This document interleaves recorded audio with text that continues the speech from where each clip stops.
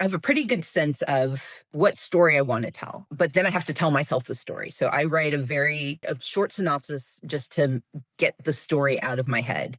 Then I write a more detailed synopsis, and then I do a chapter by chapter break. So especially when I'm writing a legal thriller, I do a chapter by chapter breakdown. Now I never end up writing what I wrote down Mhm. because my characters do things I didn't expect, or I learned something I didn't know, or I have a question that I pull on the thread and suddenly I've spent 2 hours researching something that had nothing to do with the story, but it's now given me a new way to think about things.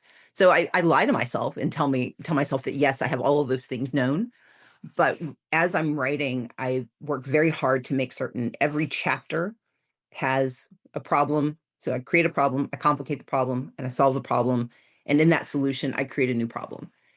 Because the worst challenge for a reader is to reach the end of a chapter with everything so tied up they can close the book and they don't have a reason to come back. Yeah. And so I have to structure everything I write to make certain that's whether it's a children's book or, a denser work, making certain that I've thought about those things, not just in the macro of the book, but in each of the moments and each of the beats of the stories.